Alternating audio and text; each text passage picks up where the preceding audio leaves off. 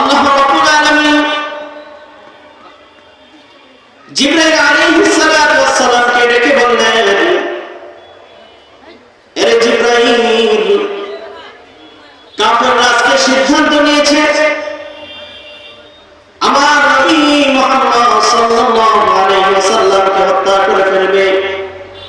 জিবরাইল, আমার নবীর কাছে গিয়ে জানায় দাও আমার নবী যেন আজকে মক্কা থেকে হিজরত করে মদিনায় চলে যায়। জিবরাইল আলাইহিস সালাতু ওয়াস সালাম আল্লাহর নবীর কাছে এসে বললেন, ইয়া রাসূলুল্লাহ, ইয়া হাবিবাল্লাহ, আল্লাহ রাব্বুল আলামিন আপনাকে আজকে রাতে মক্কা থেকে হিজরত করে মদিনায় যাওয়ার নির্দেশ দিয়েছে। দারুন নাদওয়ার পার্লামেন্টে কাফেররা সিদ্ধান্ত নিয়েছে আজকে আপনাকে হত্যা করে ফেলবে। নবী গো, আল্লাহ চায় না আপনি হত্যা হন, এই জন্য আল্লাহ নির্দেশ দিয়েছেন আজকে রাতে আপনি মক্কা থেকে হিজরত করে মদিনায় চলে যাবে। আল্লাহ নবী হযরত আলী রাদিয়াল্লাহু তাআলা আনহুকে ডাকলো, ডেকে আলী রাদিয়াল্লাহু তাআলা আনহুকে বললেন, আলী রে, এই যে লম্বা একটা লিস্টি তোমার কাছে দিলাম, আলী এখানে অনেকের নাম আছে, এই কাফেরগুলো আমার কাছে তাদের আমানত রেখেছিল। আল্লাহর নির্দেশ হয়েছে আজকে রাতে আমি মক্কা থেকে হিজরত করে চলে যাব। আমি এখানে যে আমানতগুলো রাখা আছে প্রত্যেকটা আমানত তুমি প্রত্যেকের কাছে পৌঁছে দিবে। আজকে রাতে আমি হিজরত করব, আমি রাতের বেলা তুমি আমার বিছানায় আমার কম্বল গায়ে শুয়ে থাকবে, আমি আজকে হিজরত করে চলে যাব। রাতের বেলায় হযরত আলী রাদিয়াল্লাহু তাআলা আনহু আসবে। আল্লাহর নবী হযরত আবু বকরের সাথে আগেই পরামর্শ করে রেখেছিল। হযরত আবু বকরকে বলেছিল, আবু বকর প্রস্তুত থেকো, যে কোনো সময় হিজরতের ডাক আসবে। আল্লাহর নবী হযরত আলীকে আমন্ত্রণ জানাইল। হযরত আলী রাদিয়াল্লাহু তাআলা আনহু এসে নবীজির বিছানার মধ্যে নবীজির চাদর গায়ে দিয়ে শুয়েছিল।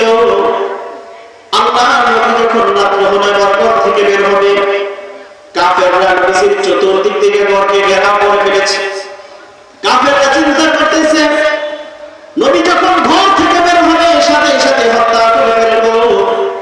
কাফেররা চিন্তা করে নবীজির ঘরকে চতুর্দিক থেকে ঘেরাও করে আছে।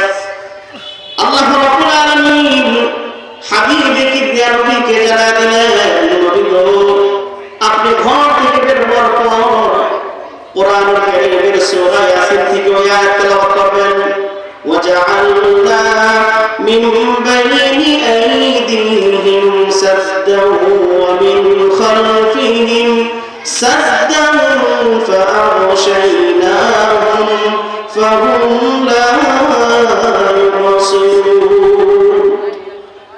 আল্লাহ আয়াত তেলাওয়াত করলো, এক মুষ্টি মাটি হাতের মধ্যে নিয়ে নবীজি নিক্ষেপ করলো। আল্লাহ রাব্বুল আলামিন সেই মাটিগুলো কাফেরদের চোখের ভিতরে ঢুকিয়ে দিয়েছে। কাফেররা যখন চোখ ডলতেছে ফাঁকে দিয়ে আল্লাহ নবীর ঘর থেকে বের হয়ে গেছে। কাফেররা টের পায় নাই, সুবহানাল্লাহ। আল্লাহ নবী ঘর থেকে বের হয়ে গেছে, কাফেররা বুঝতেও পারলো না। নবীজি বার ঘর থেকে বের হয়ে হাঁটতে হাঁটতে হযরত আবু বকরের বাড়ির কাছে চলে গেছে। আবু বকরের বাড়ির কাছে যাওয়ার পর আল্লাহ নবী দরজার ভিতর আসতে করে ডাক দিলেন, আবু বকর। নবীর কণ্ঠ শুনে হযরত আবু বকর রাদিয়াল্লাহু তাআলার সাথে সাথে দরজা খুলেছে। আল্লাহ নবী আশ্চর্য হয়ে গেছে। আল্লাহ নবী বললেন, আবু বকর, আস্তে করে একটা ডাক দিলাম, সাথে সাথে দরজা খুলে দিয়েছো। আবু বকর, তুমি কি ঘুমাও নাই?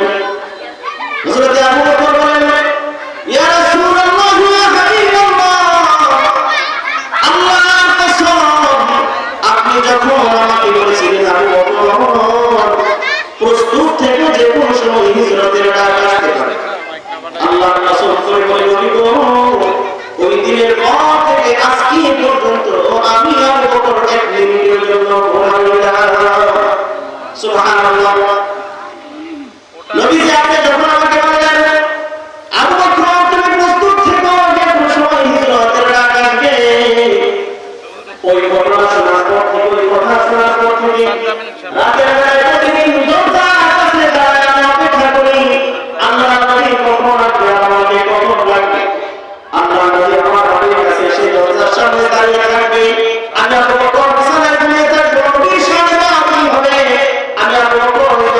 করতে পারবো না। এই জন্য আল্লাহ রাসূল ওই কথা শোনার পর থেকে আজকের দিন পর্যন্ত আমি আবু বকর সব সময় অপেক্ষা করতাম আপনি কখন আসবেন, আমাকে আসবেন, আপনার কথা বলে দিব। আল্লাহ বলেন আবু বকর দেরি করার সময় নেই, তাড়াতাড়ি চলো। আল্লাহ নবী হযরত আবু বকরকে হিজরত শুরু করলো। আল্লাহ নবী চিন্তা করলো আমি যদি সোজা পথে যাই কাফের আমার পায়ের ধরে খেয়ে ফেলবে। এই পথে নবী মুহাম্মদ হিজরত করে মদিনায় চলে গেছে। এজন্য আল্লাহ নবী সোজা পথে না দাঁড়াবে, উল্টো পথে ইয়ামের পথে হাঁটা শুরু করলো। সাথে কিছু বকরির পাল নিয়ে নিল। আল্লাহ নবী একটা কৌশল অবলম্বন করলো। নবী চিন্তা করলো আমি যখন হেঁটে হেঁটে যাবো আমার পা বালুর মধ্যে বালুর মধ্যে যখন আমার পায়ের ছাপ থাকবে তারপরে আমার পায়ের চিহ্ন ধরে ধরে বুঝতে পারবে এখান দিয়ে আমরা গিয়েছি। এই জন্য নবী কিছু বকরির পাল নিল। নবী আগে হাঁটে, নবীতে আবু বকর আগে হাঁটে, বকরির পালগুলো পেছনে হাঁটে, পায়ের চিহ্নগুলো মুছে যায়। এভাবে হাঁটতে হাঁটতে হাঁটতে হাঁটতে বহুদূর চলে যায়। সূর পর্বতের কাছে যাওয়ার পর সুবহ সালাতের সময় হয়ে গেছে। হযরত আবু বকর রাদিয়াল্লাহু তাআলা বলতেছেন নবী গো কিছুক্ষণ পর সকাল হয়ে যাবে। ইয়া রাসূলুল্লাহ ইয়া হাবিবাল্লাহ আমরা যদি আরেকটু সামনে যাই তো কাফের আমাদেরকে ধরে ফেলবে। এখানে একটা গর্ত দেখা যায়, কিছুক্ষণ সময় এখানে আমরা বিশ্রাম করি। আল্লাহর নবী বলল ঠিক আছে। হযরত আবু বকর বললেন ইয়া রাসূলুল্লাহ ইয়া হাবিবাল্লাহ ওগো পয়গম্বর আপনি একটু দাঁড়ান, গর্তের ভিতরে যাই। যেহেতু পাহাড় গুহা ময়লা থাকতে পারে, সব কিছু থাকতে পারে, আমি একটু পরিষ্কার করে আসি। একথা বলে হযরত আবু বকর গর্তের ভিতরে প্রবেশ করলো।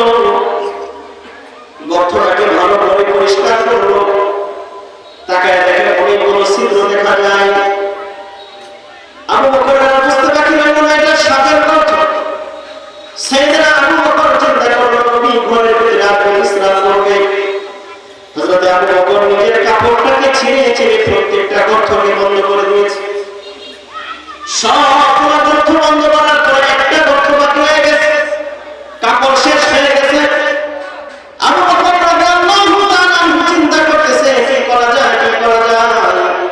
এবার বড় চিন্তা করলো আমি আমার পা দিয়ে গর্তটাকে এরকম ঢাল হিসাবে ধরে রাখবো। আল্লাহ নবীকে ডেকে আহ্বান করলো। নবী আমার গর্তের ভিতরে প্রবেশ করার পর আল্লাহ নবী বলতেছেন আবু বকর দীর্ঘ সময় আমি হাঁটার কারণে আমার পা জখম হয়ে গেছে, পড়ে গেছে, শরীরটা বড় ক্লান্ত। আবু বকর তুমি এখানে একটু বসো, তোমার রানের উপর মাথা রেখে আমি একটু বিশ্রাম করব। হযরত আবু বকর বসলেন। আল্লাহ নবী হযরত আবু বকর উরুর উপর রানের উপর মাথা রেখে একটু আরাম করতেছিল। ক্লান্ত শরীরে নবী যেন কখন ঘুমায় গেছে।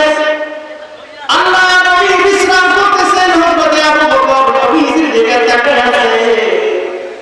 এমন সময়টা সাপ নবীর সাথে সাক্ষাৎ করার জন্য সে গর্তের ভিতর থেকে যখন আসবে, সাপ থেকে প্রতিটা গর্তের মুখোমুখি হয়ে আছে। সবগুলো গর্ত খোঁজার পর একটা জায়গায় এসে দেখা যায়। সাপ মনে চিন্তা করলো এখানে যদি দর্শন করি হয়তো ভিতরে প্রবেশ করতে পারবো। সাপ এবার সাইয়েদনা আবু বকর রাদিয়াল্লাহু তাআলা পায়ের মধ্যে দর্শন করে বসলো। হযরত আবু বকর পা সরায় না, আবার দর্শন করলো, পা সরায় না। হযরত আবু বকর রাদিয়াল্লাহু তাআলা ভীষণ যন্ত্রণায় শরীর হয়ে গেছে, চোখ দিয়ে অতলায় পানি পড়তেছে। হযরত আবু বকর সহ্য করতে পারেন না, চোখ দিয়ে যখন পানি বেয়ে বেয়ে পড়লো। আল্লাহ নবী হযরত আবু বকর রানের উপর শুয়ে আছে। এক ফোঁটা পানি যখন নবীর কপালে পড়লো, নবী তাকে দেখে হযরত আবু বকর কান্না করতেছে। আল্লাহ নবী বলেন আবু বকর তোমার পানির কথা কি মনে পড়লো? তুমি কি তোমার সংসারের কথা ভেবে কান্না করতেছো? আবু বকর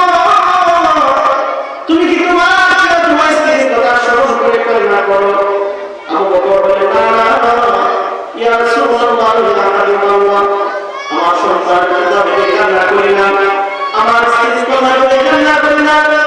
নবী গো, আপনি যখন আমার রোগ মাথার ঘুমাইতেছেন, আমার পায়ের মধ্যে একটা শ্বাস দংশন করলো, শ্বাসের ঘূর্ষণে আমার শরীর হয়ে গেছে, সহ্য করতে পারি না, চোখ দিয়া অজান্তেই 2 ফোঁটা পানি পড়েছে। ইয়া রাসূলুল্লাহ, আপনি আমাকে ক্ষমা করে দেন।